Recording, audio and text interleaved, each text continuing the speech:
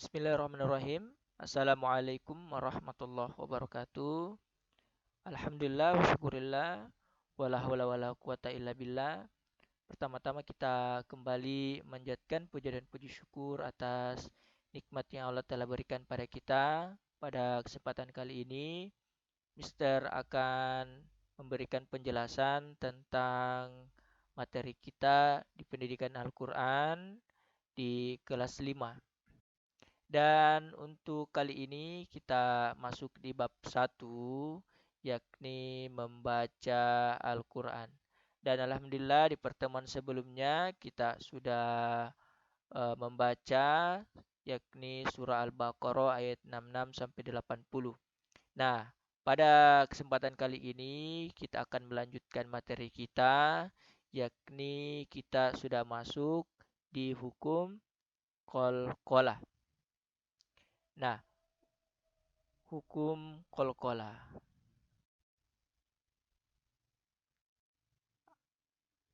Apa itu qalqalah? Qalqalah adalah memantul, pantulan atau bergetar.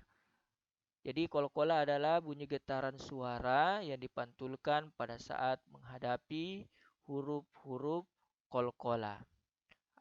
Apa itu huruf-huruf qalqalah? Apa-apa saja.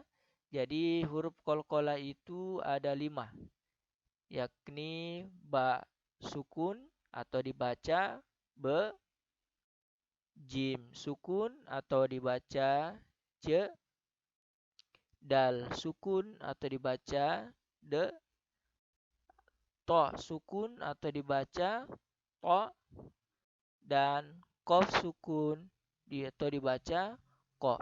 Jadi huruf qalqalah hanya 5, diingat baik-baik. Ba sukun, jim sukun, dal sukun, to sukun, atau kof sukun, ya.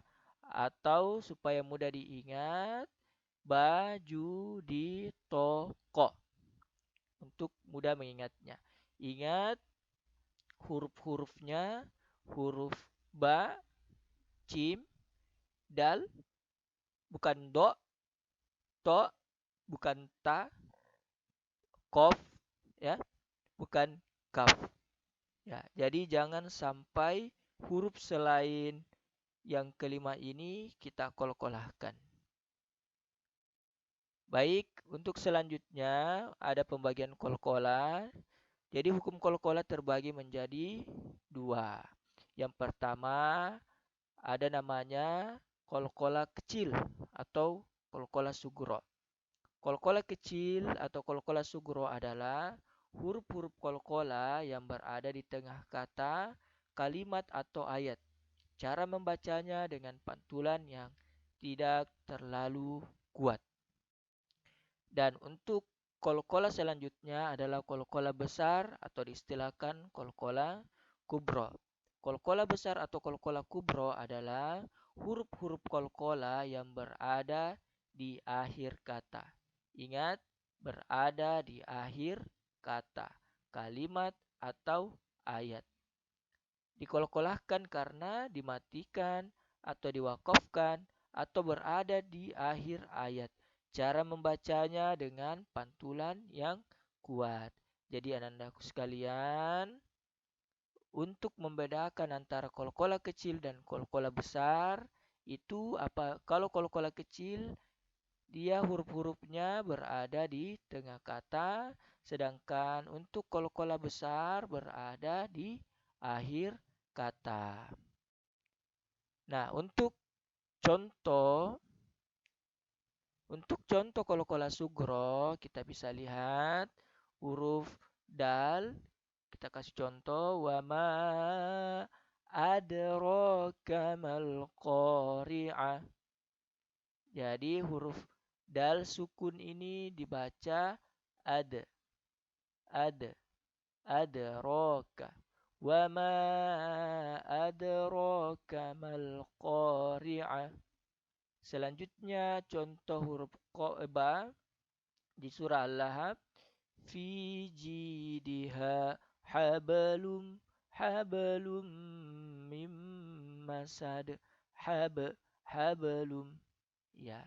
Contoh selanjutnya huruf qaf dan huruf dal di surah At-Tin ayat keempat. Laqad laqad khalaqa khalaqanal insana fi ahsani taqwim. Taqwim. Jadi ada tiga huruf qalqalah, ada tiga hukum qalqalah di ayat keempat surah At-Tin. Laqad khalaqa dan taqawim. Untuk contoh huruf jim, falahum ajarun ghairu mamnun. Ajarun. Nah, di sini j huruf qalqalahnya. Dan untuk contoh huruf jim dan to ada di surah Al-Qadar ayat kelima. Salamun hiya hatta matla'il fajr. Matla'il fajr. Fajr. Ya. Jadi huruf qalqalah ada dua, matla dan fajr. Nah, untuk contoh qalqalah kubra atau qalqalah besar, untuk huruf dalnya Qul huwallahu ahad. Jadi dia berada di akhir kata atau akhir ayat. Ya, ahadun karena dia berada di akhir ayat, maka dunnya menjadi atau dalnya menjadi sukun, maka dibaca berkolkolah ahad. Sama dengan contoh huruf qaf, wassama'i wattariq. Contoh huruf ba, tabbat yada abi lahabi wa tab. Contoh huruf jim, wassama'i dzatil buruj. Huruf tof, wallahu min waraihim muhit. Nah, jadi semua huruf di akhir ayat ini adalah huruf qalqalah yang harus dipantulkan suaranya. Baik, untuk demikian ya, untuk hukum qalqalah penjelasannya Mister di hukum qalqalah ini mudah-mudahan bisa dipahami dan kita bertemu di materi selanjutnya dan kita tutup dengan membaca hamdalah. Alhamdulillahirabbil alamin. Wassalamualaikum warahmatullahi wabarakatuh.